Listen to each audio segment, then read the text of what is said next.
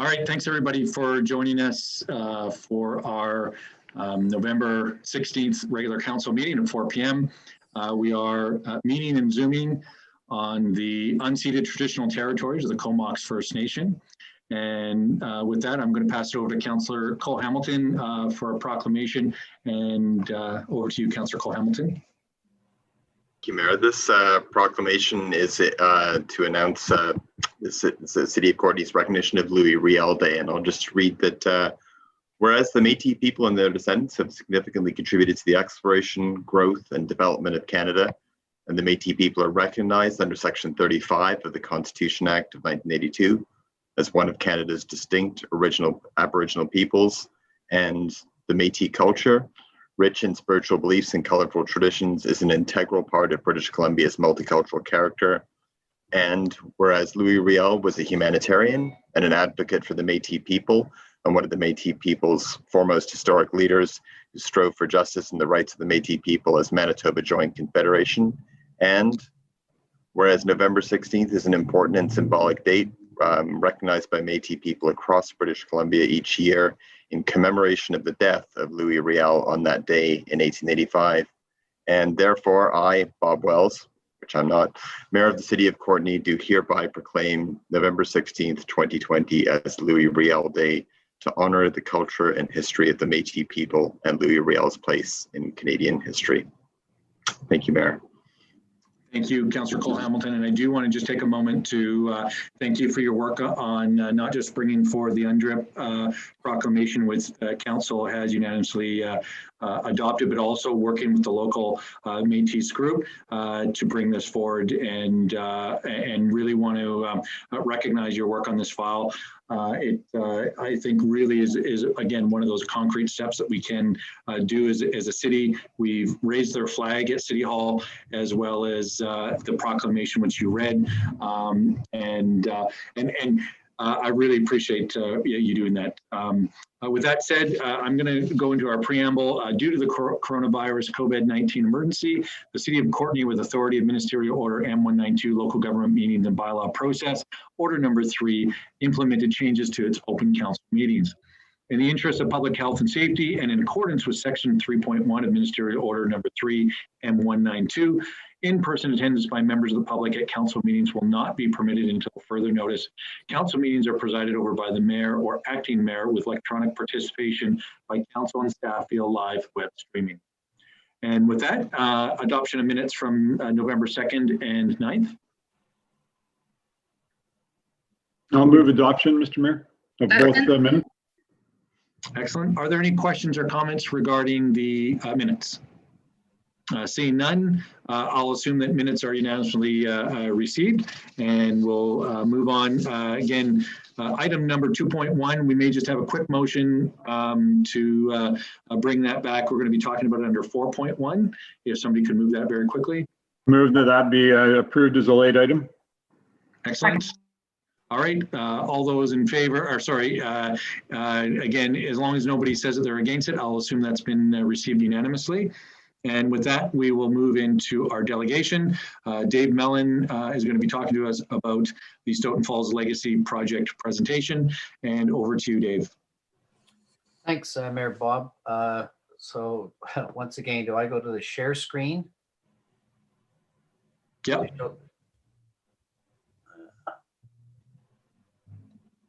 Hoping I'm doing this right. Okay, so that picture coming up there, Bob? I don't see that you clicked the, oh, here it comes. Yep. Oh, okay.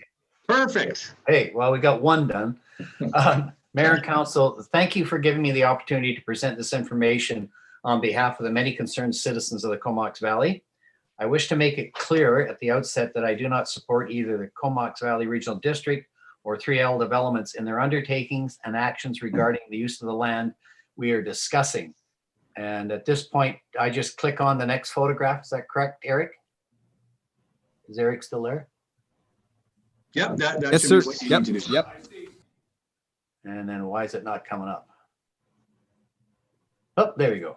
So I think most of you have seen the area, but this is just a couple of quick photographs of the area. I've lived in the Comox Valley for almost 60 years, and I've watched and fully understand how Stoughton Falls and its pristine surroundings have grown to represent a significant part of what makes the Comox Valley one of the best places to call home. I also know how easily we can lose valuable green spaces if we are not diligent in protecting them. And there we go. So just above that other picture there, the spawning grounds, that's just above the bridge. Along the Puntledge River from the Air Park walkway up to the Comox Lake, including where Browns River meets the Puntledge on the 3L property, needs to be protected, similar to the Galloping Goose Trail in the Victoria area. In the regional district's growth strategy, its vision statement on the future of the region over a 20-year timeframe fully identifies a major goal is to protect, steward, and enhance the health of the natural environment and ecological connections. And I should go to another photograph. And then once again, that's up for the falls. The owner of the property being discussed has over the years paid out thousands of dollars in taxes, security, and presentations in unproductive negotiations with the regional district.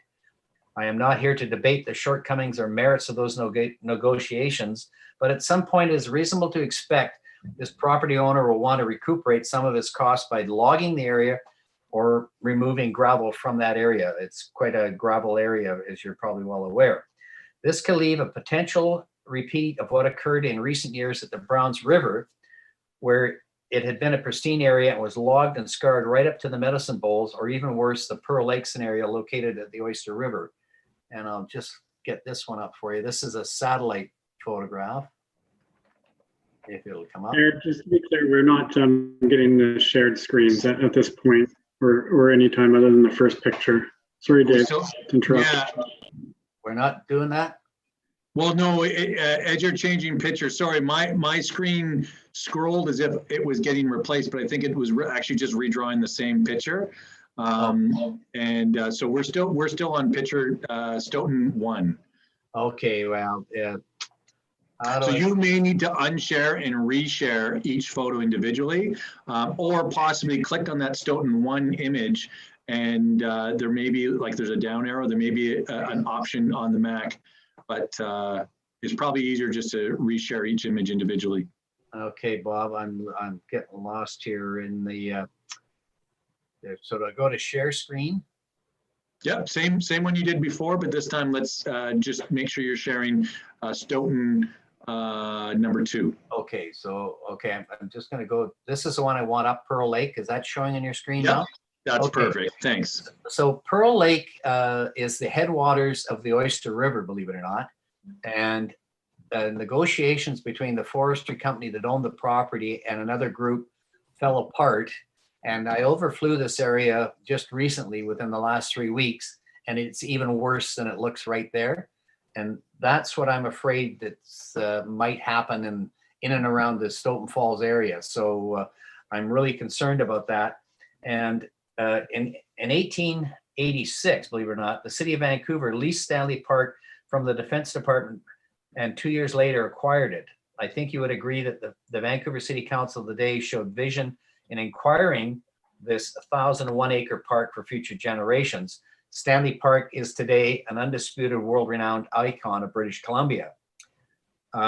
We have a responsibility and obligation to future generations to ensure Stoughton Falls becomes a park for all to enjoy in perpetuity. Now, I just get out of this stop share. Is that right, Bob? Yeah. And back to share screen. I want number 5.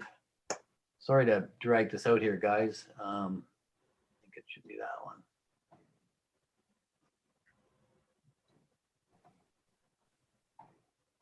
Okay, now did you get that? Just a picture of the waterfall there at Stoughton Falls. Is that showing, Bob? No, right now we see your Finder window again with just hang the on. list of files. And then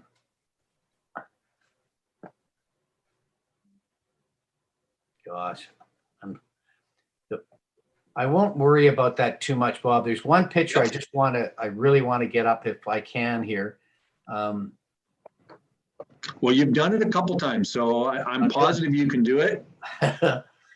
Yeah, well, you got more hope and faith in me than I do.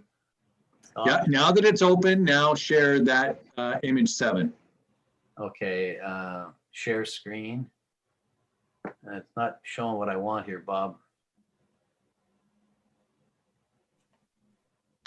Hang on. 6, or maybe it's. Oh, well, it's actually also a PDF. You probably want Stoughton 8, maybe? Remember you said you weren't going to be doing PDFs. Here's the one I'm trying. It's probably not even doing. Okay, this is the one now I'd really like you guys to see. And are you seeing anything there at all, Bob? Right now, all we see is your Finder with the various files listed. Share. Okay, so now share screen.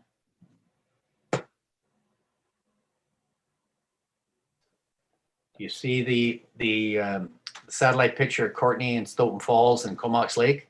Yes. Yep. That is up Okay, there. that's the one. I think that's the one that means the most to us, everybody. Sorry to my screw up here. All I'm saying is a workable solution needs to be found. The question is time? If the question is time, will time be our friend or our enemy? Because things are closing in here, and things are happening. But everybody that we talk to say, "Oh yeah, we have to save this area." And if you look from the Courtenay Air Park and going up the river, you can see all the parks: Sims Park, Lewis Park, Condensery, Puntledge Park, Bear James Park, which I didn't even know we had in the city, which is great. And of course, Ruth Masters, and then all the way up to Nymph Falls, Barber's Hole, and the dam. Right smack in the middle of that is Stoughton Falls. And groups that represent and support fish and game, hiking, walking, salmon enhancement, mountain biking, paleontology. Remember, this is where our world famous Elasmosaurus skeleton was found and recovered. And all the other types of recreation, agree in principle, productive negotiations and agreement with all parties without prejudice is vital to secure and protect this recreational corridor.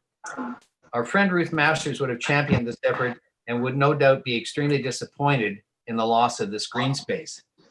At this time, we encourage council to consider a motion to agree in principle to explore ideas, alternatives, and options to preserve this legacy piece of property at Stoughton Falls for future generations, as identified as a major goal in the regional growth strategy. You, as the mayor and council, having representation on the Comox Valley Regional District Board, have the unique ability, opportunity, and obligation to be remembered as individuals with a vision who did the right thing. That basically concludes my presentation, and I'd be more than happy to answer any questions that anybody. All right, thanks, Dave. I appreciate the presentation. I know it was a bit challenging. For right now, we can leave that image up as we're speaking, but I'll first pass it off to Councillor Hillian. Thank you, Mayor, and thanks very much for the presentation, Dave. I appreciate you speaking from the perspective of a longtime Valley resident and one who's been very involved in many aspects of the community over many years.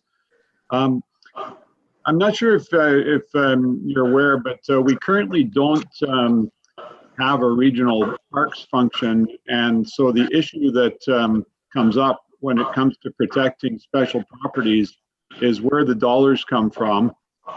And I know that through the regional district there and through the city, there are a lot of requests coming in to preserve special places. Right now, some of us are receiving letters related to the Bevan trails and such. But I'm just wondering if you think that the citizens of our community would be willing to contribute an extra tax requisition into a regional parks fund that could in fact be established to acquire special properties that the community is interested in preserving. Yeah, thanks for that question, Doug. By all means, I think this last year or 9 months that we've all gone through, it's just proven the fact that we need these parks and areas with the COVID restrictions, and then on top of that, the liability situation at Stoughton Falls. It would have been a great place for people to go and relax a little bit under these stressful times we're going through. And I think the community as a whole is very impressed with the amount of parks and things we have in the area. And to add this jewel to sort of solidify the whole run from the dam right down to the Courtenay Air Park, would be supported if the public were aware of what's going on here. Well, thanks for that. And I will just share that I totally agree with everything that you've presented.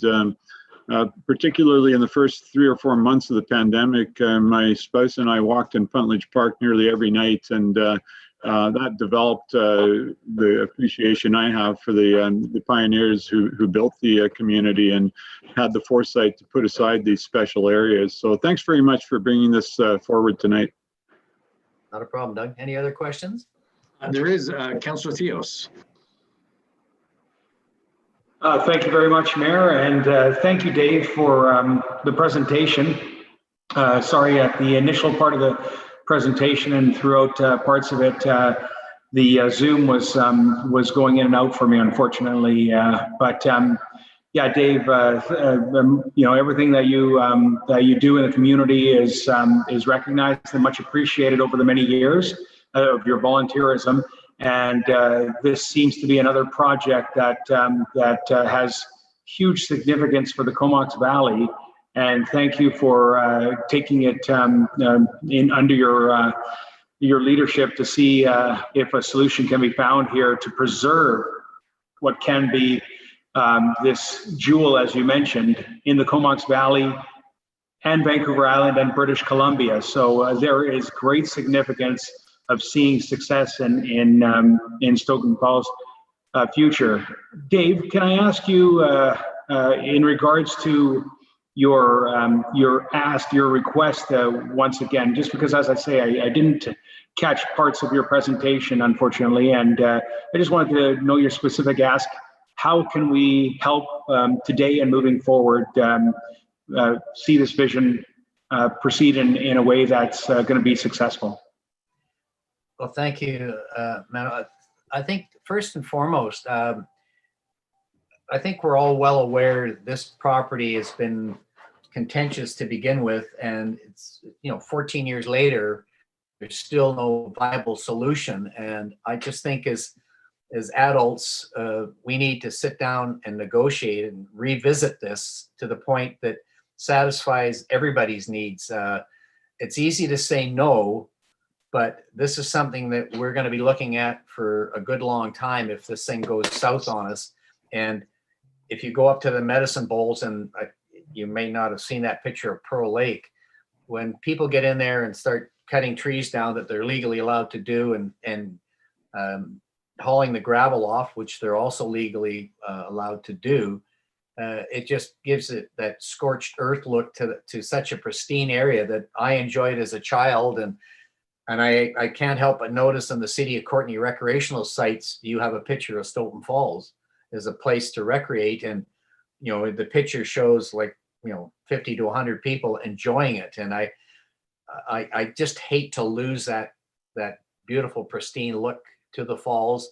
And I think we just have to put everybody in a room and sit down and figure out a way. We have enough intelligent people in this community that I think we could go in a room and come out with a solution that works for everybody. And Councillor Theos, are you done, or did you have a follow-up? Yes, please. Thank you. And thank you, Dave, for that answer. That to me makes tremendous sense as in terms of you know, having the ability to be foresighted here and see what a valuable asset this is to our community.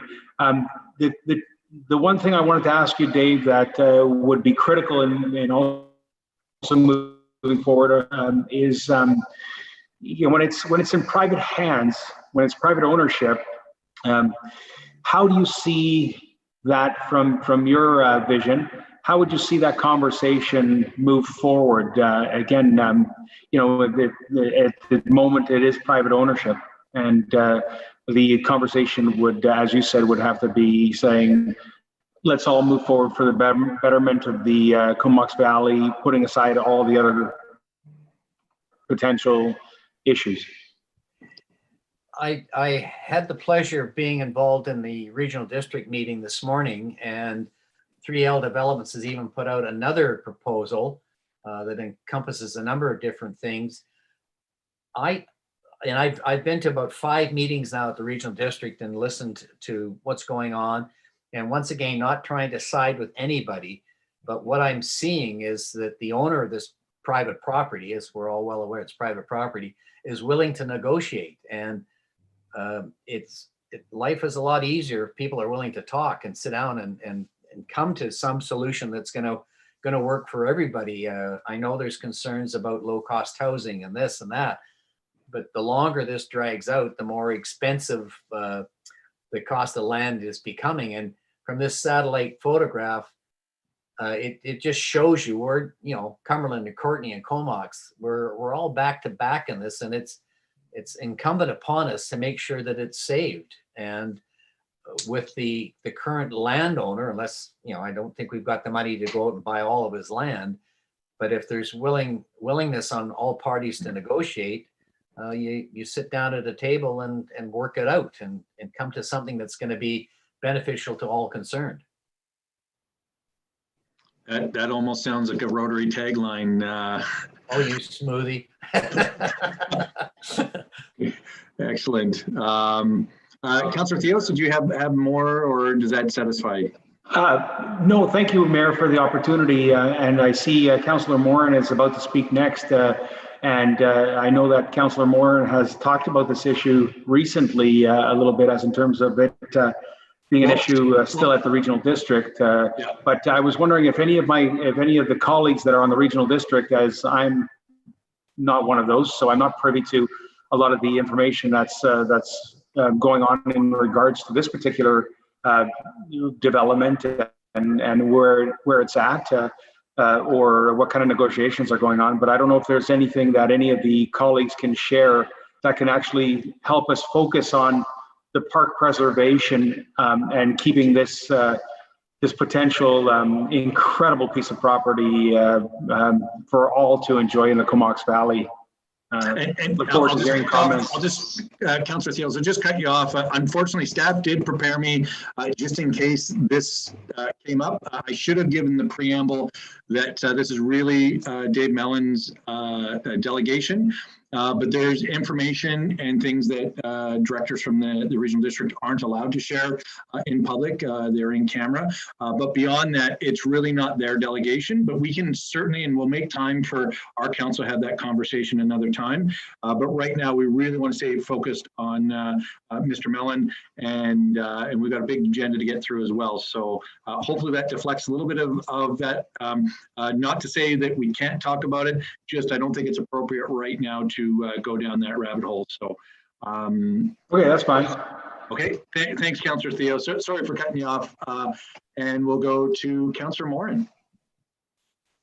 Great, thank you. And thank you, Dave, for your presentation. I too have been enjoying the swimming holes for, well, around 50 years now, I guess, here. So it's near and dear to my heart. I really appreciate you coming out and advocating. I do have a question. It's interesting, Mayor Wells brought up what I was thinking, that even if we were either any of the local governments were entertaining acquisition of land, we wouldn't be able to talk about it. So it makes it a bit difficult. I wish we didn't have this legacy that we live with now, where this public land was used in the land grab, all those years ago. I know people come to this area and they just can't believe that that this land is in private hands, because there's many places, even in the province, where there's kind of right to roam. Europe, you can walk. There's walking trails through farmers' fields, etc. So, we've inherited that very difficult situation that makes this more complex. But I guess my question is, you've come here on your own behalf, but I'm wondering if you have any sort of an organized group that would be willing to participate if something did happen, in terms of conservation groups or anybody acquiring land such as this. Do you have other folks kind of as part of your group working on this issue? Thank you, Wendy. Yeah, it started off as a small group and people just having concerns, but everybody that we talk to says, oh yeah, we can't lose that. And I said, okay, how do we stop it? How do we fix it? Are you willing to have your taxes increased? Are you willing to do this? Are you willing to do that? People want to see this area saved. It's just putting everybody in a room and saying, hey, what can we do to make this work?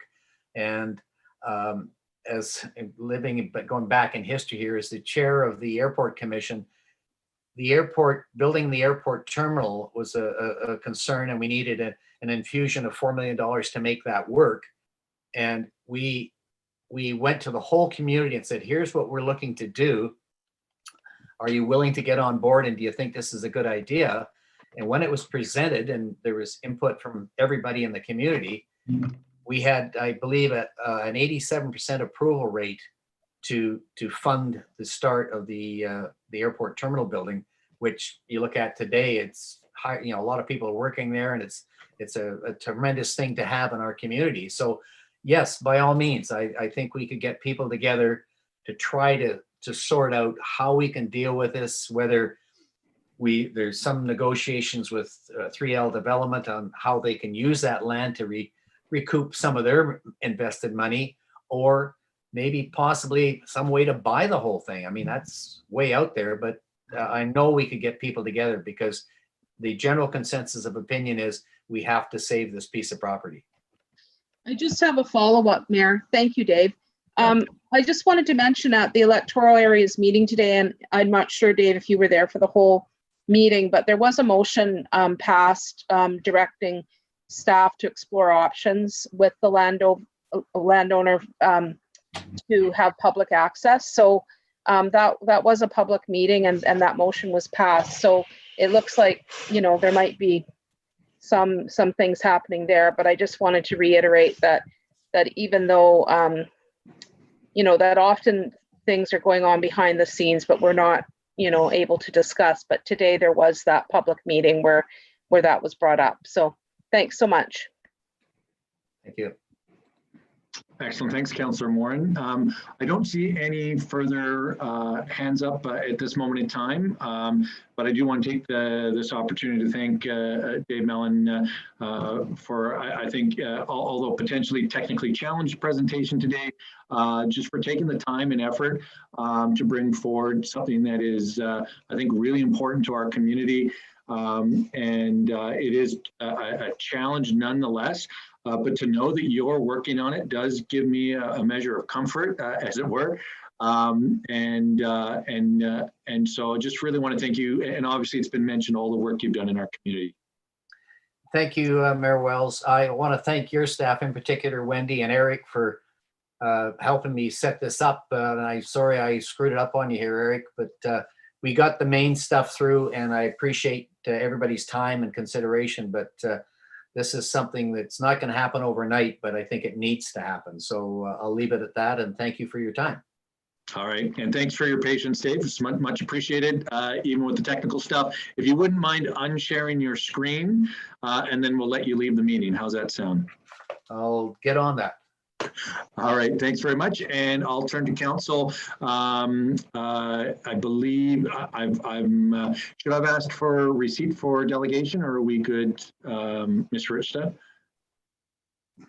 Okay, we're good. All right, moving right along. We do have the Legislative Services Electronic Public Hearings report. Mayor, I'm willing to move the motion. All right. Second. Excellent. I'll move that. Oh, you're going to make the motion. Sorry, Councillor Frisch. I thought I was giving it to staff. Go right ahead. Okay, fair enough. Thanks, Mayor. I'll move that based on the November 16th, 2020 staff report entitled New Procedures for Electronic Public Hearings. Council approve option 1 as follows, where it is recognized that public participation in local government is an essential part of a free and democratic society and is important to local government's purpose of providing good government to communities. And whereas to protect the health and safety of the public, council, and staff during the COVID-19 pandemic, and in consideration of the provincial class order for mass gatherings, and BC Centre for Disease Control physical distancing guidelines, new procedures are required. Therefore, be it resolved that Council authorize staff to proceed with electronic public hearings as authorized under Ministerial Order M192/2020 and in accordance with Section 465, subsection 3 of the Local Government Act with the following conditions. A, the statutory public notice requirements are satisfied in accordance with Section 466 of the Local Government Act. B, that staff commence scheduling public hearings in priority sequence, starting with public hearings previously approved by Council prior to November 16th, 2020. C, that electronic public hearings be conducted by phone and electronic virtual participation via webinar. And D, that electronic public hearings are broadcast for public viewing via live web streaming on the City of Courtenay website, which is www.courtenay.ca, and that the City of Courtenay electronic public hearing process in the course of the COVID-19 pandemic be effective immediately and may be subject to change as directed under the authority of the provincial or federal governments through the Emergency Program Act, the COVID-19 Related Measures Act, or Emergencies Act Canada, or until such time as the health orders restricting mass gatherings and physical distancing have been lifted, or until such time as the provincial state of emergency for the COVID-19 pandemic has been rescinded and local governments may resume regular operations or by resolution of council. Second. All right, thank you very much. Now I'll pass it over to staff. Thanks, Councillor Frisch. That was a mouthful to say the least. So over to you, Trevor. Thank you, Mayor. And that was my fault. My mic was on. So before I pass this over to our corporate officer to summarize the report, I just remind council that staff were on the cusp of bringing a staff report to council to consider having in-person council hearings and public hearings. And I think the recent trend of COVID numbers today shows that that's not appropriate at this time, and that staff were able to quickly pivot and move towards an electronic public hearing format. I'd like to, in particular, thank our corporate officer, Wendy Sarista. A lot of work has gone into this. I know that Kate O'Connell, Andy, and Buck have also helped as well, so thanks to that. I'd also like to acknowledge that the development industry has been extremely patient with us, and that bringing this report forward today, I think, provides safety not only for the public, city staff, but also will satisfy the public hearings. And with that, I'll pass it over to our corporate officer, Wendy. Thank you. Through the CEO to Mayor and Council, the much anticipated staff report that you see before you proposes new procedures to allow public hearings to be conducted electronically as authorized under Ministerial Order M192, enabling the city to conduct business in compliance with public health orders and advisories to reduce the health and safety threat of COVID-19. The recommended procedure in the staff report satisfies statutory public engagement and is in compliance with health and safety measures recommended for the prevention of COVID-19 while observing the provincial class order related to mass gatherings. Staff's recommendation is for electronic virtual public hearings through phone and webinar participation, in addition to established written submission protocols. Furthermore, to ensure transparency of the public hearing procedure, we are also recommending that the public hearing be live streamed, and live streaming will reproduce as closely as possible the physical attendance that you would experience if we were allowing in-person meetings as we have conducted in the past. It also allows interested persons to watch the public hearing, even if they choose not to provide comments, so we still satisfy that further engagement. Additionally, we have 9 public hearings that have been approved by council prior to November 16th, and staff are proposing that the first electronic or virtual public hearing that we conduct is something that will have the least impact or the amount of people. So this approach will allow staff and council to familiarize themselves with the new electronic public hearing process before conducting a more vigorously attended public hearing. And it's been suggested internally that we could schedule the meetings in groupings to expedite the process. And electronic participation is further recommended as the preferred format to advance the demand for the approved public hearings that are waiting to be fulfilled, and that would make our development industry group happy as well. And I can take any questions. Excellent. Thanks very much, Wendy. And again, I think on behalf of council, we're really excited to see this come forward so that we can kind of get back to dealing with some of these development projects. And I may have missed this, and maybe it comes after we approve or don't approve this, but I think it's a really well done report. But do you have dates in mind of when we would start looking at the having our first hearing? Thank you for the question, Mayor. I would have to consult with Mr. Buck and his group as well. We've already been speaking with our communications staff because we will have to adjust how we provide public notice so that it's very clear and transparent how the public could participate in this format, and that is required. And we also have to satisfy our statutory notice for posting, which is 2 consecutive weeks in our local newspaper.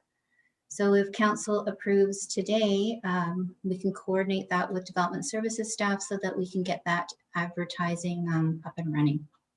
Excellent. Thanks so much for that. And I know it's a moving target, so to speak, and there's a little bit more work to be done. So I appreciate your answer. And I didn't want to hold you in anything. It's just sort of get that general sense of where we're headed. So Councillor McCullum. I wasn't expecting to be at the top of the list. Thanks, Mayor.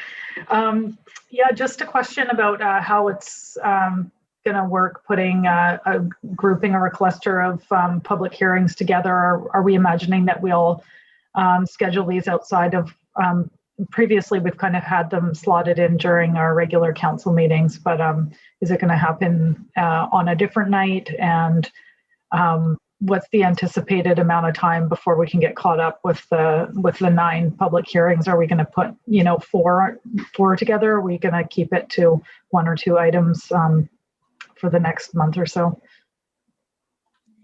Thank you for the question. It's an excellent question. We are able to conduct the meetings on off days. We could work on the Mondays we do not have a regularly scheduled council meeting. And I'll look to Ian Buck to help out with this. We've already looked at groupings of meetings and anticipated timelines. So we're looking at least 3 groupings of meetings, 4 groupings of meetings that would help expedite delivery of the public hearing process and help get us caught up. Yeah, I'll just, sorry, maybe jump in on that real quick. What we've tried to do is take a look at some of the applications that will likely have lengthier public hearings, and obviously not clump those together as far as time goes. But we do as well want to try and keep as best as we can in line with the date the applications appeared before council to marry those 2 items. As far as timing, I think, you know, assuming things are approved tonight, we'll work on those dates as Ms. Searchta has said. We could also, subject to council's availability, schedule, you know, during the week, say a Wednesday night, Tuesday night, whatever time works, or daytime meetings. So those are sort of the logistical things that we would need to sort out here in the short term. But as quick as we can get through this batch, yeah, the better for everybody. Great. Yeah, it's wonderful to see this coming forward. So thanks to all the staff involved for the hard work on this. It'll be great to have us move a step closer to things functioning in a more typical manner. So it's great. Thanks. Excellent. And Councillor Frisch. Yeah, thanks, Mayor. And I just wanted to say thanks to staff. I think it's very wise to go to this step of electronic meetings, especially with all the current reports of cases in the Valley. So I think that's very wise. And I realize that this is, it's quite a bit of work trying to figure out how we're going to take something that we've been doing for so long in person and move it into an online format. So well done. And I look forward to being a part of it. Thanks. Excellent. And Councillor Hillian.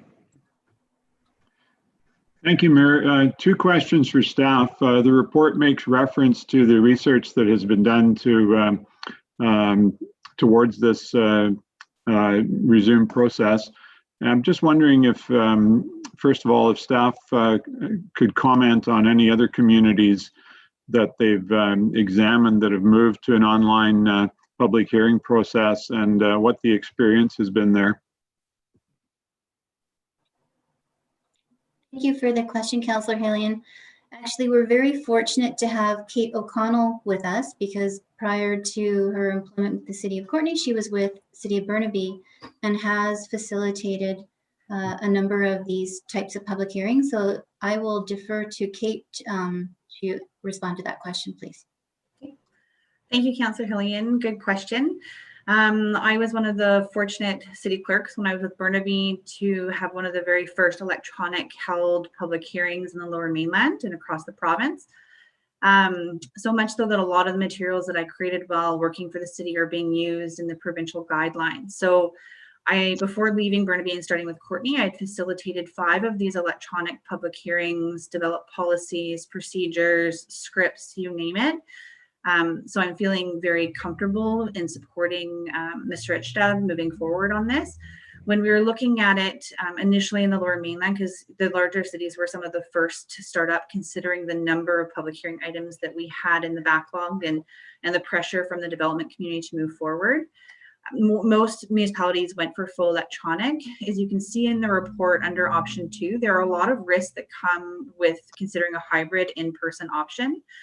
So the fact that public hearings by their very nature are unpredictable when it comes to the number of people who may or may not attend, and the risk that it put the city at potentially being accused of holding or facilitating an event that could lead to a violation of the public health order mass gatherings was just not an option.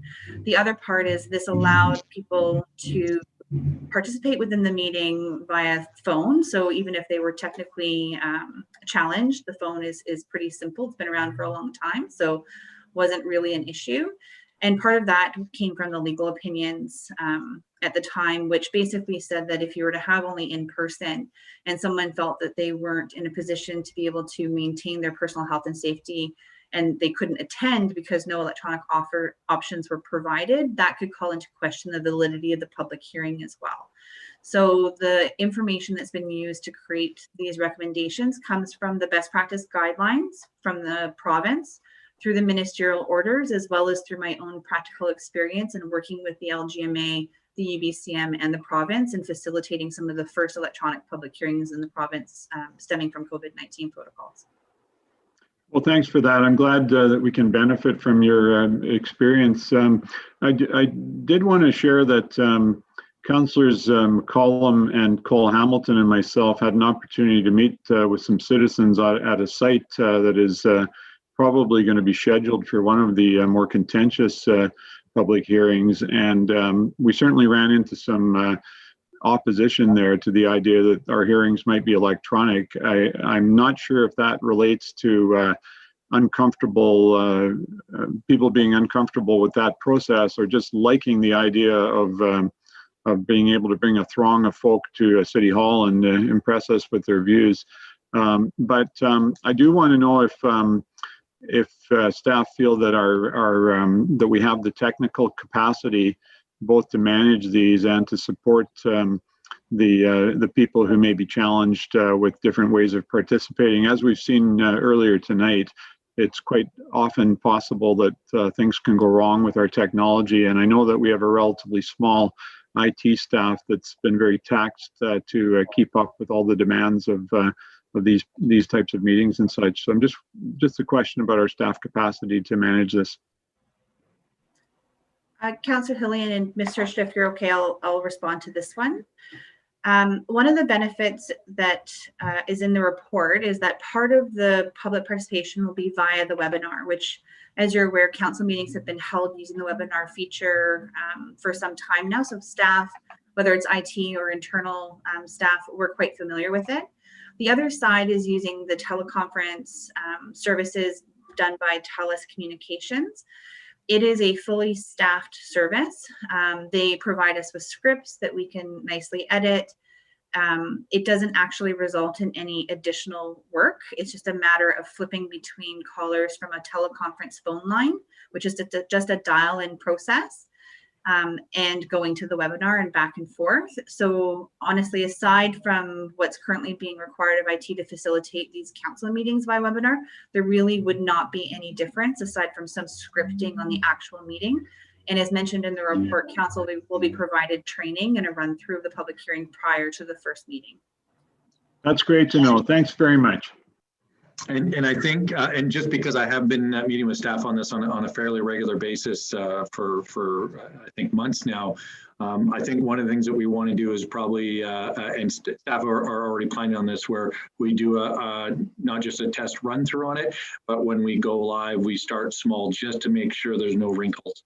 And then that way, if there are any issues, we can fix them and kind of move forward. But I think everybody is aware that those technical gremlins, I mean, sometimes the techie gods are smiling and sometimes they're laughing at you. So it's really making sure we are as prepared as possible. And I do want to, again, thank staff for their work on that.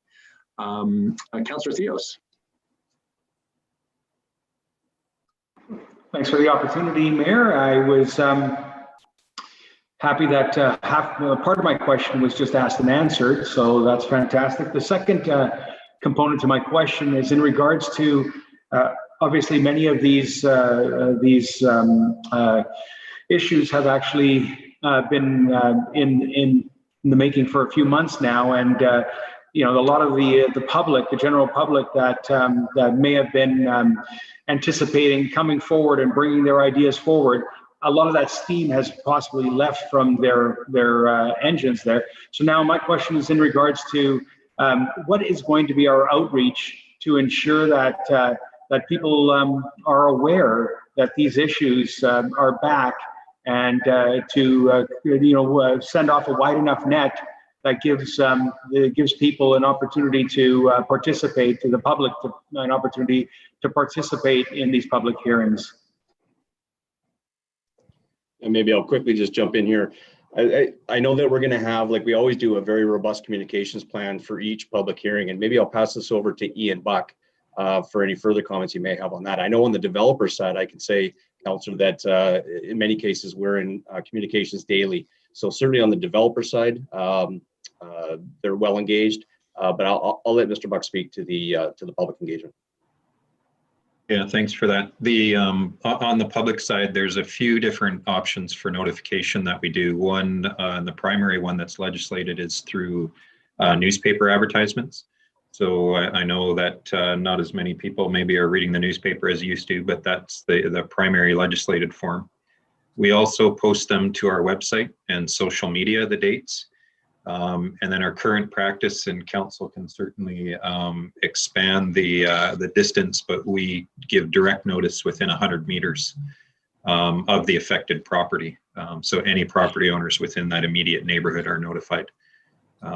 Yeah, so it's fairly robust. I agree, it's been quite some time, and there may be, in fact, on our walking tours of one of the areas in particular, there were some folks who thought the development had already been approved. And hadn't realized it was still waiting on the public hearing. So that communication will be important.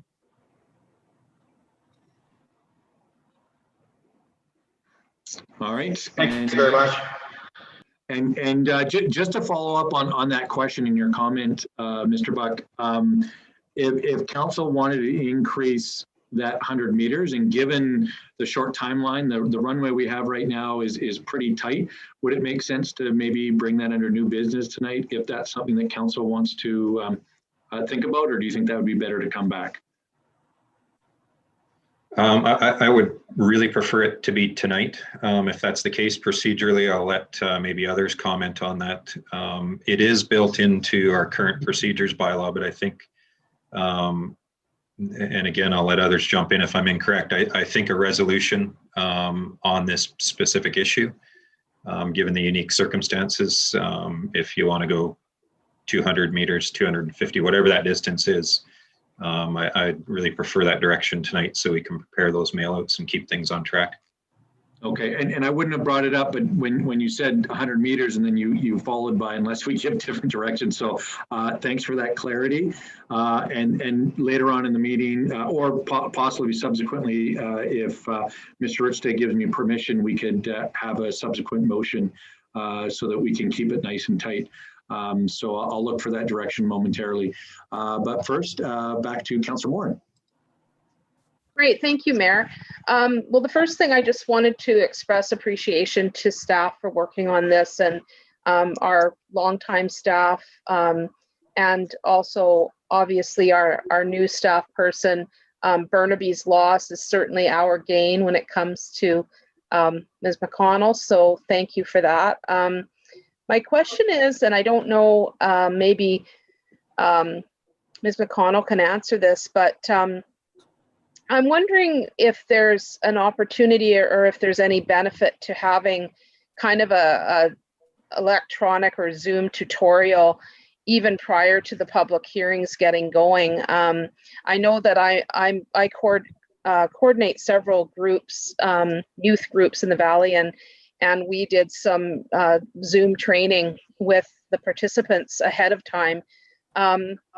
And I'm just wondering, especially for those folks that this is really out of their comfort zone, and it may make those public hearings go a bit smoother when we start. So I don't know if that's something that's been done in the past. It could be just like a 2-hour session that's advertised or something. Any thoughts on that from staff? Thank you, Councillor Morin. So recognizing that participating in something like a Zoom webinar is not familiar to certain populations, right? That's why the teleconferencing service option is being provided. So in my experience with working with the City of Burnaby with a very significant senior population and ESL population, using the teleconference service was so simple to the point where the ad literally just said, phone this number. Right. And then the scripts for the meeting itself will be very explanatory. So it'll say things, for example, if you're wishing to speak to item 1, rezoning application, blah, blah, blah. If you're on the teleconference line, press 01 now. So it was actually a lot simpler. A colleague of mine who was the city clerk in Surrey took a more explicit approach where she was having people pre-register, providing them with detailed instructions. I can tell you their public hearings did not go well because it almost overcomplicated the matter. With Burnaby, by including the teleconference line, where it was as simple as dialing a phone number with an operator on the other end, explaining how things were going to work. Really, we had no issues with people being able to participate at all, and actually got a lot of compliments on how simple it was to engage. No passwords, no explicit instructions required. Just dial this number and follow the prompts and listen to the meeting and enjoy. Great, thank you so much. I appreciate your input and expertise. My pleasure. Great, and Councillor McCullum. Thanks again, Mayor. Yeah, I just wanted to pick up on something that Councillor Hillian raised when we heard from the neighborhood group, I believe it was last week, and their concern over not having the opportunity to be in person. And I'm curious about how it's going to work with the live stream, whether or not council is going to be able to see how many people are watching. Because I know when we're participating in a council meeting, it is being live streamed somewhere, but we're essentially not really seeing that because we're in the Zoom application. And I do think it is useful for us to understand how much attendance there are in these meetings. And I'm wondering if that's something we'll be able to see in real time or if it'll be provided after the fact or how that's going to work. So Councillor McCullum, I can jump in real quick only because I spend a lot of time on Zoom. But if you look at the participants list or the button at the bottom of your screen, it does tell you. So even if there's more people in a meeting than what you can see, that participant list gives you a bit of an indication. But I can let staff, especially as people may come and leave meetings, but I'll pass it back over to staff. For the teleconferencing, through the script and conversations with the operator on the TELUS side, you'll call, or whether it's the chair or Mr. Ichta will call for the speakers from the teleconference, and the operator will say, we have 13 people waiting to make comments on this item.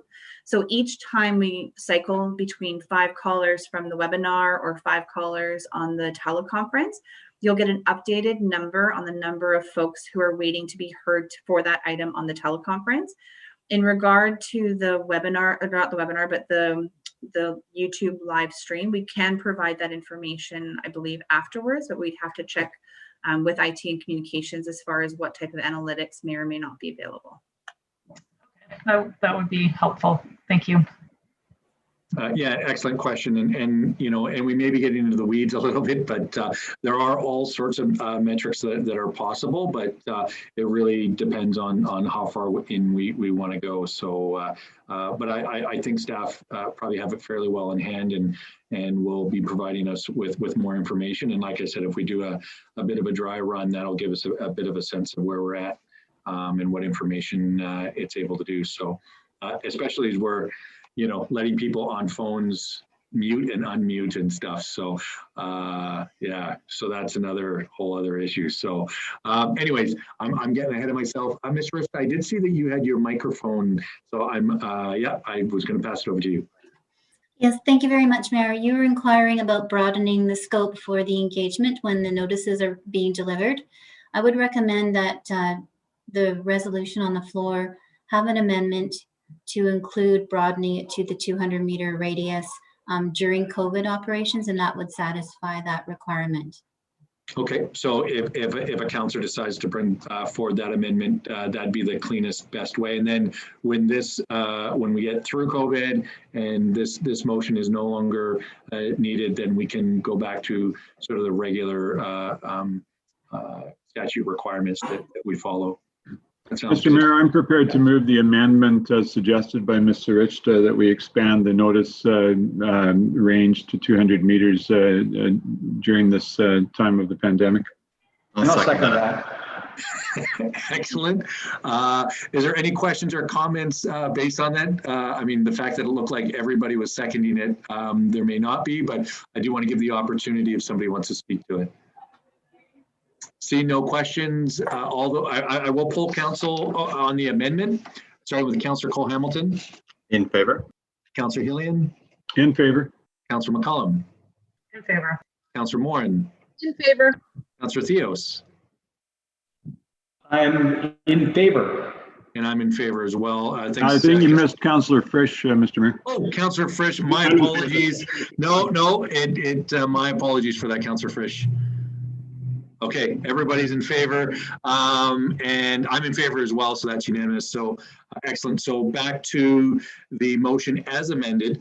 Are there any further questions or comments? I know we've had a fulsome discussion, but it is something that's going to be impactful going forward. So seeing no further questions, this time I will start with Councillor Frisch, actually. Councillor Frisch. In favor, thanks. Councillor Cole-Hamilton. In favor. Councillor Hillian. In favor. Councillor McCollum. In favor. Councillor Morin. In favor. Councillor Theos. I'm in favor. And I'm in favor as well, and that passes unanimously. And again, a huge thank you to staff. I know this has been a long time coming, and I think part of making sure that we're making measured and really focused decisions here that are based on keeping people safe, but still trying to do the city's business. I want to commend you for that. And I think really, especially as we look at the number of cases rising right now, it really has paid off to make sure we're doing this properly. So again, big thank yous for that. All right, so next on the agenda is the structural change to a liquor license application. I can move the recommendation, Mayor. Thank you. I'll move that based on, I just realized I skipped one bookmark ahead here. Sorry. I'll move that based on the November 16 staff report, structural change to liquor license application, Gladstone Brewing Company at 244 4th Street. Council approve option 1 and direct staff to publish notice on the city's website requesting public input on Gladstone Brewing Company's proposed structural change to a liquor primary licensing application. Second. That's been seconded, I believe, by Councillor Hillian. So I'll pass it over to staff. Thank you, Mayor. I'll pass this over to Matthew Fitzgerald, our Manager of Development Planning, to summarize the report and take any questions that Council may have. Thank you through CAO to Mayor and Council. So this is a referral from the Lcrb concerning an application to change a liquor license for Gladstone Brewing, 244 4th Street. If you look at the report, Figure 1 does a good job showing the various changes that have been implemented or proposed to the brewery, which have included existing and proposed additions to the patio area, as well as a future addition to the brewery. So in summary, this proposal proposes to change the liquor license to first permanently increase and incorporate the 3 patio areas into the liquor license area. The second is to increase the occupancy limit for the 3 patio areas from the current, which is 118 patrons, to 261 patrons. The third is to increase the interior occupancy limit from the current, which is 30 patrons, to 49 patrons. And the final one is to increase the total occupancy. So that's inside and on the patio of the brewery from the current, which is 148 people, to 310 patrons. So to respond to this referral, the city first must gather views of the residents by posting the notice of the referral on the website. Our staff are recommending that as a first step, Council directs staff to publish this notice on the website requesting public input on the proposed changes to the license. And then once this posting is concluded, this file will be brought back to Council for consideration. With that, I'll take any questions. Excellent. And we do have Councillor Theos. Thank you, Mayor. Thank you, Matthew, for the information and background. I look at this as someone that's been in the hospitality industry for many, many years, and I look at it as adaptation and the ability to basically, as a small business, survive during these COVID times, and moving forward, how to continue servicing the clientele that you have in a way that is still enjoyable and still a special experience for people to be had. And you know, we're in a time right now where food service sit-down restaurants need to adapt either by having better air circulation or having people outside as often as they can to survive as a business. So I give credit for all the businesses that are small businesses that are just trying to make it during these times and working hard to find ways to achieve those goals. The only question to Matthew is in regards to police concerns or fire concerns. I didn't see that being brought up in the report. I don't know if that gets brought up at this stage or later down the road. I'm trying to remember. Thanks for the question. So RCMP, fire and building referred the application, and that the responses to the referral will be provided in the subsequent report, which will be at the next council meeting. Thank you. Thanks, Councillor Theos. And Councillor Hillian. Thank you, Mayor. No questions. I just want to clarify, it wasn't me who seconded this. I believe it was Councillor Frisch. Oh, sorry about that. I just heard a muffled thing and saw you leaning back, Councillor Hillian. Thank you for that. And are there any further questions or comments? Seeing none, I'll poll council, starting with Councillor Cole-Hamilton. In favor?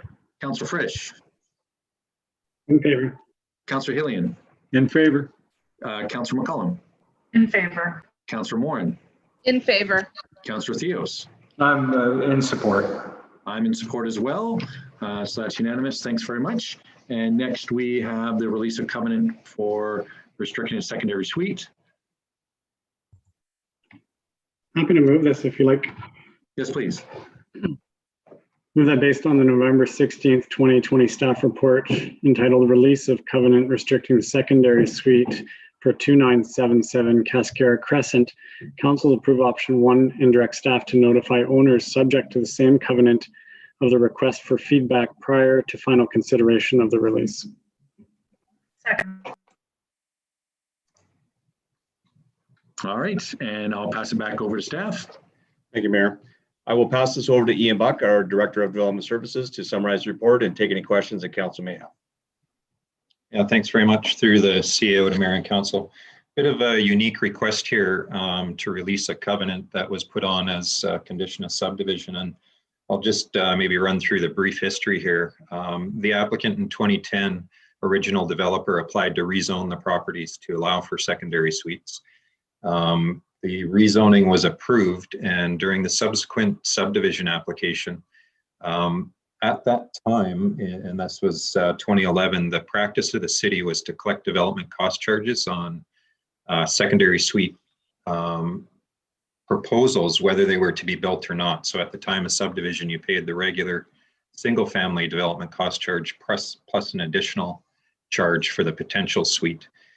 Applicants were also provided the ability to register a covenant restricting the use to just single-family dwellings and then avoid paying that additional charge. And in this case, that's what this owner did. So unique circumstance that we have a subdivision entirely zoned to allow for suites, but then with a covenant put on restricting those suites.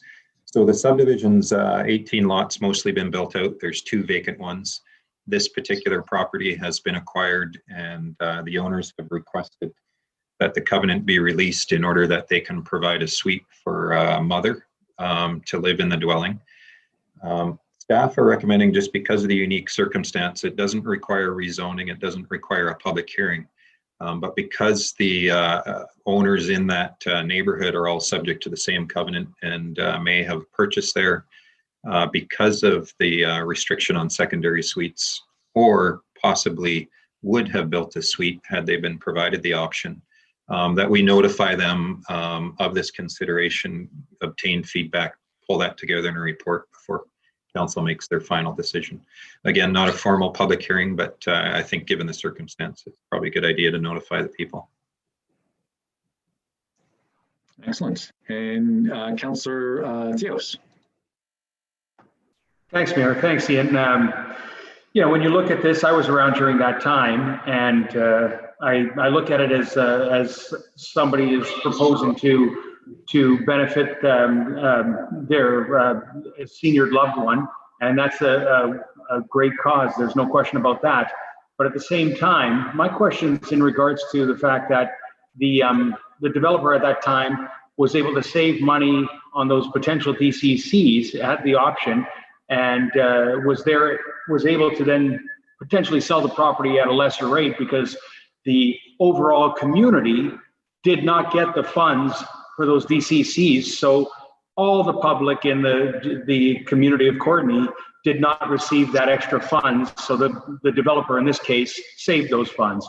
Now my question is there an avenue where the citizens of Courtenay are going to now recuperate some of those potential funds that were lost back in the day, and citizens lost the opportunity to have those funds back in that time? Yeah, thanks for the question.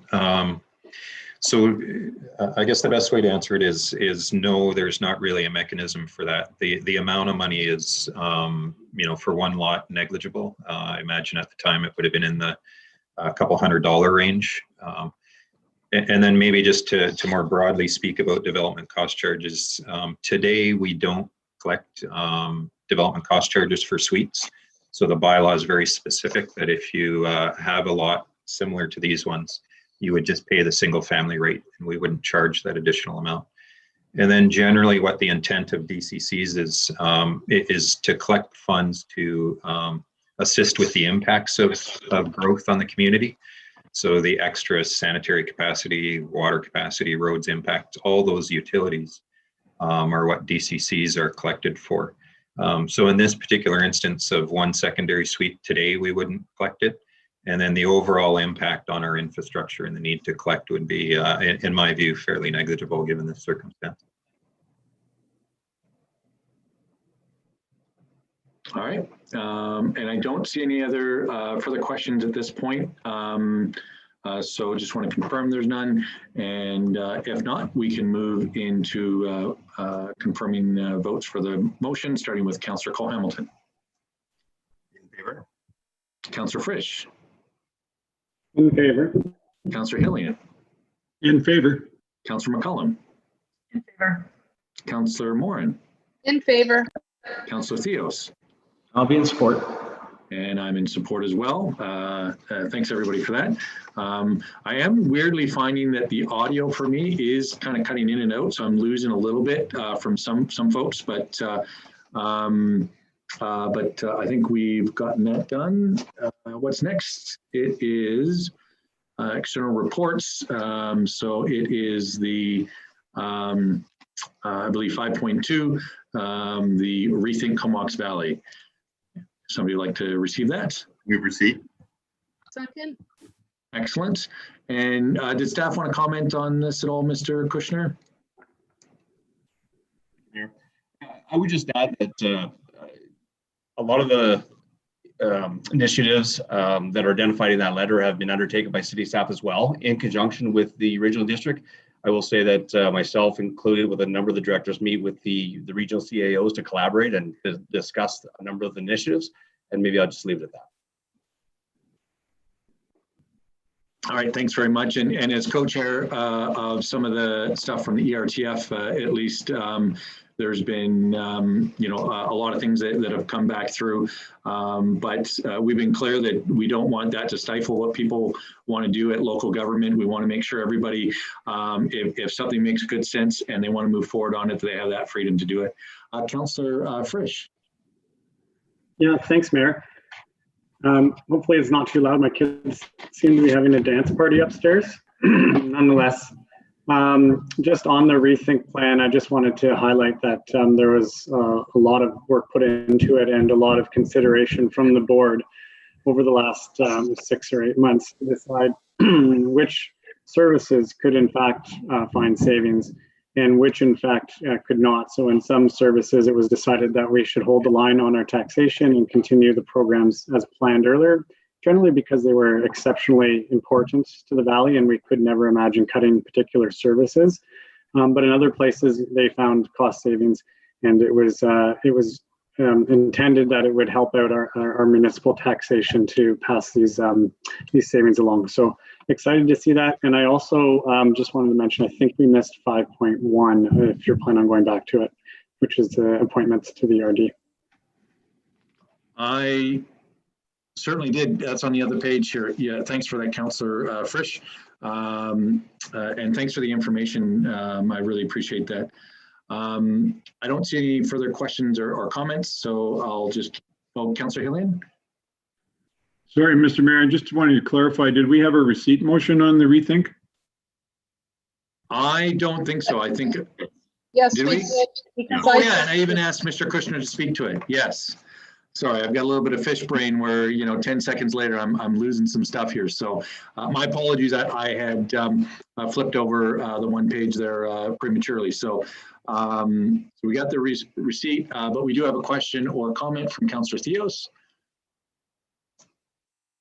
Yes, please. Thank you very much, Mayor. This is probably just a quick one. I just was interested in the vulnerable population bullet point. Was there discussions about air ventilation inside the facilities that the regional district or within the regional district, a lot of the recreation facilities, etc.?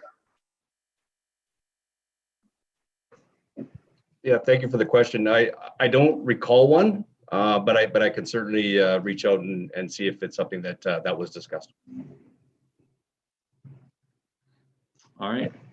Thanks for that. I don't see any further questions or comments, and I believe it was just for receipt and information. So I'll assume that that's a unanimous receipt unless somebody has an issue with that. And with that, we will go back to 5.1. My apologies for that. And I'll pass it over to Councillor Hillian. Thank you, Mayor. I move that in response to the correspondence from the Comox Valley Regional District, CVRD, notice of inaugural CVRD board meeting, that council make the following City of Courtenay appointments for the period of November 24th, 2020 to November 2021. Comox Valley Regional District Director appointments.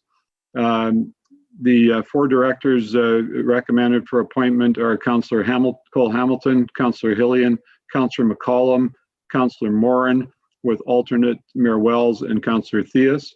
The voting strength for city directors on the CVRD of the city's 18 votes, Councillor Cole Hamilton 4, Councillor Hillian 5, Councillor McCollum 5, Councillor Morin 4.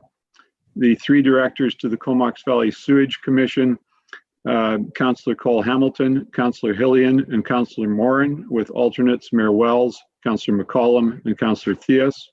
The four directors to the Comox Valley Water Committee, Councillor Cole Hamilton with 1 vote, Councillor Hillian with 2 votes, Councillor McCollum with 2 votes, and Councillor Morin with 2 votes, with alternates Mayor Wells and Councillor Theus.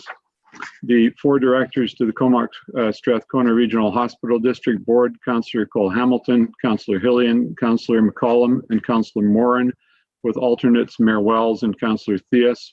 The four directors to the Comox Strathcona Waste Management Board, Councillor Cole Hamilton, Councillor Hillian, Councillor McCollum, Councillor Morin, with alternates Mayor Wells and Councillor Theus. The one member to the Integrated Regional Transportation Select Committee, Councillor McCollum, with alternate Mayor Wells. And the member to the Comox Valley Economic Development Society, Mayor Wells, with alternate Councillor McCollum. Second. All right, thanks for that. Is there any questions or comments regarding the appointments? Mayor, yes. I may just say that these appointments follow internal discussions between Mayor and Council, and are put forward at this time after due deliberation. Thank you, Councillor Hillian. Councillor Frisch. Yeah, thank you very much. So I just wanted to express my gratitude for being able to serve on the regional district for the last 2 years, and I fully support this this list, knowing that Councillor McCollum will do an excellent job there. And thanks very much. Thank you, Councillor Frisch, and a huge thank you for the work that you've done. You've led, I think, a lot of important initiatives, and I do want to thank you for all the work that you've done at the regional district. At this point, I'll poll council, starting with Councillor Cole Hamilton. In favor. Councillor Frisch. In favor. Councillor Hillian. In favor. Councillor McCollum. In favor. Councillor Morin. In favor. Councillor Theos. In favor. And I'm in favor as well. Thanks, everybody, for that discussion. Following that, we have reports and updates from council. And at this point, I believe the main one was Councillor Hillian. You had something you wanted to speak about? Thank you, Mayor. I've been in discussion with the Coalition to End Homelessness leadership, and you may recall that we did meet with the leadership along with representatives of BC Housing in recent months. The coalition has put forward a letter that they would like to send to the provincial government, and they're hoping to get the endorsement of the local governments in the valley, and I will bring that forward at our next available meeting, and I will circulate it to council members in the meantime. The hope is that we can keep the ball rolling through the coalition with provincial support to respond through the pandemic with the emergency housing needs that are out there, as well as with the longer term plan for permanent housing to alleviate this issue. Thank you. Thanks very much. I appreciate that. I know I mentioned the flag raising earlier today, and I didn't know, sorry to spring this on you, Councillor Cole-Hamilton, but did you want to speak to the discussions you're in with the local Métis organization, or do you want to wait until that's more full? Just briefly to say that just about 2 weeks ago or 3 weeks ago, I was contacted by the Métis organization here in the Comox Valley, and they asked if they could, following the UNDRIP resolution, meet with the mayor and the CEO and director of planning to just talk about some of their role and their history in the Comox Valley. And I believe, Mayor, that we're in the middle of just trying to balance everyone's schedules, and I think that initial contact led to the request for the first time to be honoring Louis Riel Day. So I think that's another step forward in terms of reconciliation. That certainly makes me very happy. Yes, and thanks again, Councillor Cole-Hamilton. It was moving today to meet with them and to raise the flag, and I appreciate you reading the proclamation on their behalf. To really recognize, and again, another important step. I think obviously it's a long road, but I think we're on the right path, and I appreciate your leadership on that. I've got a couple of things that I was going to bring up. Really, probably the big event last week was a Remembrance Day. This was obviously a Remembrance Day like none other than I think we can all recall. There was very few people there, just the people that were laying wreaths. Obviously the people that are part of the ceremony, but I think, all in all, probably less than 20 people in Jubilee Square. However, I am going to take a moment to recognize my wife, Michelle Wells, who over a month ago, when we were first starting to talk about Remembrance Day, she offered to actually live stream the event, having no experience in it, and I think she did a great job. Not only did she actually live stream the event, but we had over 4,000 people watch that live stream. And when I think back at our Remembrance Days that we've had, we try to squeeze 4,000 people into Jubilee Square, I think would be difficult. But I think it speaks to our community. I think it speaks to people wanting to reach out and be part of this this ceremony and the whole concept of remembering and taking that time to really contemplate what some people have given to allow us to have our democracy and our freedom. So I want to thank everybody who obviously made that event happen, and recognize all the people that have actually watched that Remembrance Day ceremony. I mean, that's a lot of people for a small town like Courtenay, I think, but again, speaks volumes to what the military means to us, and really what the people who have served mean to us as well. So like I said, really a special day, and I'm really, really glad that we were able to make that happen in some form. Secondly, and this is sort of more breaking news, we do have the Aquadon that's going up, I think, as we're speaking, and we have a king tide this coming up. And so again, it's one of those times where we have storms, we have king tide, and all those things kind of working against us. And so one, I want to thank staff who, when they look at this and they see and anticipate that this needs to be done, that they get it done as quickly as possible. But, the other side of it is obviously notifying the public that the river is going to potentially be a lot more dangerous right now with these, with the rains and stuff. But we want to make sure that people are absolutely as safe as possible as we expect the potential of flooding over the coming days. And I'll look to staff if they want to add to that, but hopefully I captured most of the important bits. And again, huge kudos to staff for making this happen. With that said, I'll move into resolutions of council.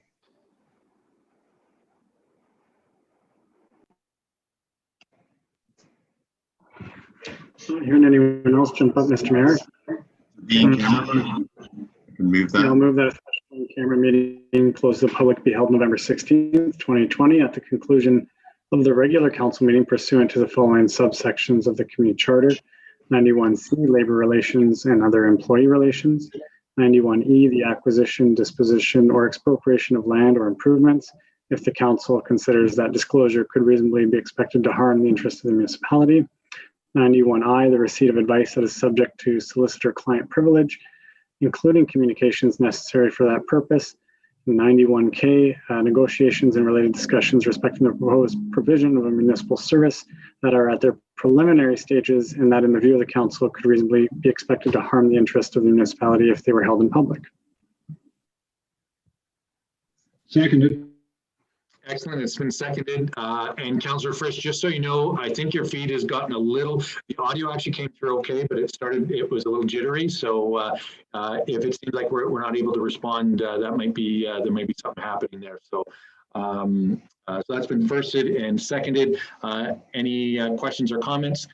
Seeing none, I'll poll council, starting with Councillor Cole-Hamilton. In favor. Councillor Frisch. In favor. Councillor Hillian. In favor. Councillor McCullum. In favor. Councillor Morin. In favor. Councillor Theos. In favor. Councillor, oh, sorry, that's me. I'm in favor as well, sorry. And so that's unanimous. Thanks very much for that. And then we get into, I believe, all right. The Horizon report, Mr. Mayor, 8.2. Yes. Would you mind moving that, Councillor Hillian? I'll move receipt of this Horizon report on the Couscous Sum extension of Memorandum of Understanding. All right. Second. That's been seconded. And does staff want to speak to this? Thank you, Mayor. It's probably appropriate that I send this back to you, Mr. Mayor, so that you can send this to Councillor Hillian, acknowledging his hard work on this file. I will also like to acknowledge that David Allen, our recently retired CAO, put a lot of effort into this as well and continues to do so in a consulting fashion. So with that, I'll pass it back to you, Mr. Mayor. All right, thanks. And back to you, Councillor Hillian, if you'd like to speak to this. Thank you, Mayor. So this is the extension of a memorandum of understanding between Project Watershed, the Comox First Nation, and the city of Courtenay. And we're on the verge of realizing the historic purchase of this site so that reclamation of the land can in fact begin. This memorandum of understanding is a necessary step in that direction, and it's the prelude to a formal agreement for the co-management of the land once it passes into ownership of the city of Courtenay and the Comox First Nation on a 49%, 51% basis. I'd like to echo Mr. Kushner's words about the support of staff and Mr. Allen in particular, who has stewarded this over the last several years. I also want to thank all of council and the mayor for your outstanding support of this project. And I want to congratulate our community for supporting this from the get-go, making it a project that we could all be proud of to restore the legacy for our community for many years to come of this land and the many benefits that it will bring, not least of which is the step it takes in our path towards reconciliation through the work with the Comox First Nation and restoring this as much as possible to a pre-contact state. And I look forward to the announcements that will come in the coming days following the support of our provincial government to secure the final purchase. And hopefully we can start to see machines operating on the land before too long, digging up the concrete. Thanks very much. All right, thanks so much, Councillor Hillian, and you've been involved since the beginning, and I just want to recognize your efforts in this, and maybe take a moment. You know, I got involved with it.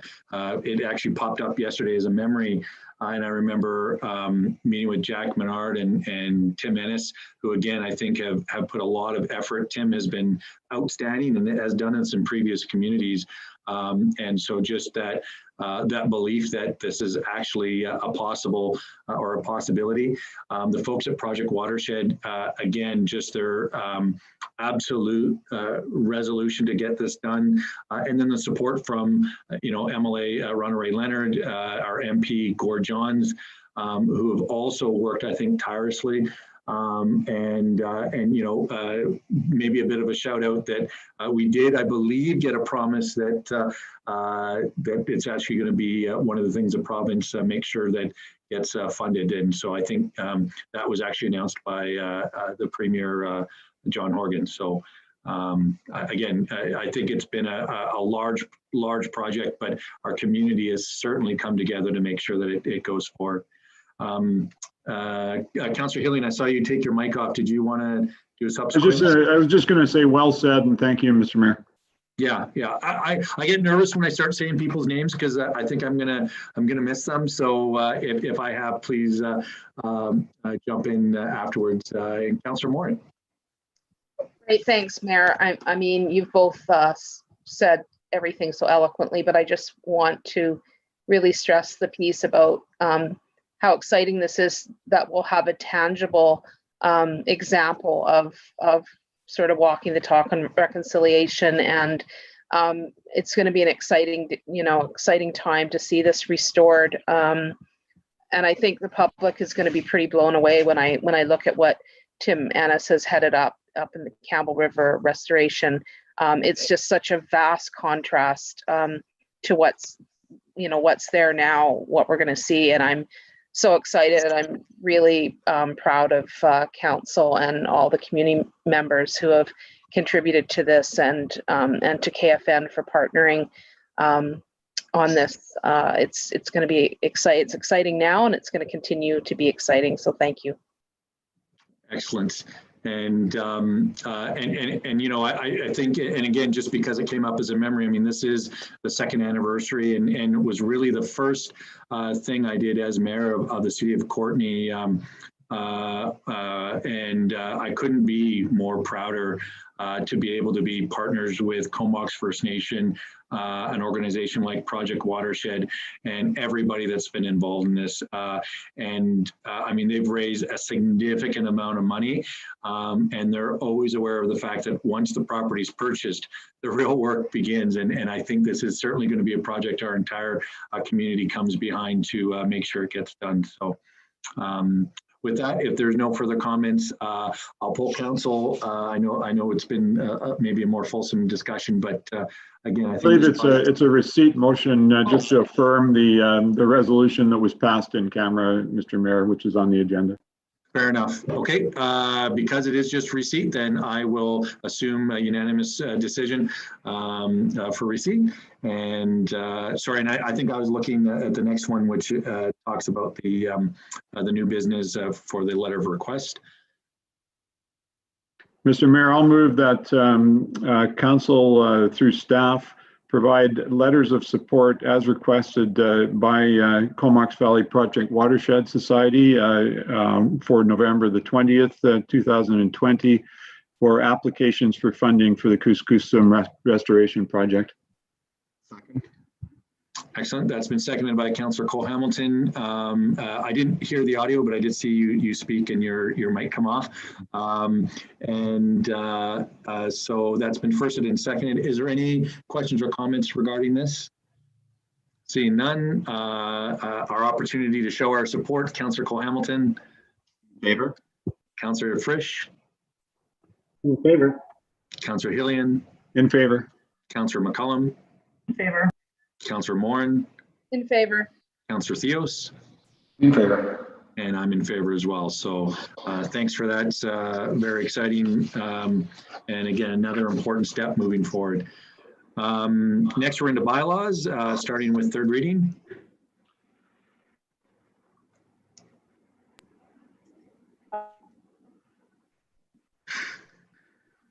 Mayor, I'll move this one. I'm just locating it.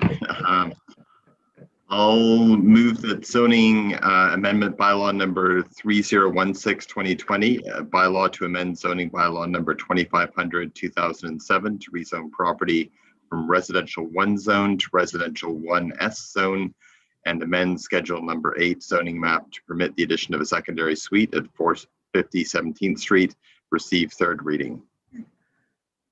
Second. Excellent. That's been seconded. Any questions or comments regarding this? Seeing none, polling council, starting with Councillor Cole Hamilton. In favor? Councillor Frisch, In favor? Councillor Hillian, In favor. Councillor McCollum, In favor. Councillor Moran, In favor.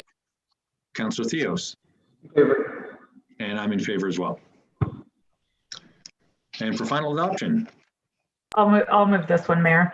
I'll move that zoning amendment bylaw number 3016-2020 at 540 17th Street be finally adopted. Second. okay, I believe Councillor Frisch seconded that. Again, I didn't hear the audio, so I think we're just maybe having a bit of an audio glitch, but, and I see that Councillor Hillian would like to speak to this. Thank you, Mayor. I believe this is one of the zoning amendments that where we actually dispensed with the public hearing and advertised that fact. And I just wanted to confirm through staff whether or not we did hear anything from the public before we finally adopt. Thank you, Mayor. I'm hoping Ian Buck is still on the line. Oh, there he is, and he can respond. Yeah, thanks in turn. I'll pass it over to Mr. Fitzgerald. Thanks for the question. So yeah, this is one where the public hearing was waived and advertisement went out. During that period, we didn't receive any comments on the application. Thanks very much. All right, thanks for the clarification, Councillor Hillian. That was a good question, and thanks to staff. Again, I think it's a reasonable way of moving forward, and I'm glad we're able to keep some of the processes still happening. With that, we'll start with Councillor Cole-Hamilton. In favor? Councillor Frisch, I'm in favor. Councillor Hillian, In favor. Councillor McCollum, In favor. Councillor Moran, In favor. Councillor Theos, In favor. and I'm in favor as well. And that leaves one thing. Move adjournment. Second. Excellent. I'll assume everybody's in favor of adjournment unless you wave your hands furiously. Thank you, everybody, for your time today. And thanks for those that are watching, and we'll see you maybe in a week or two.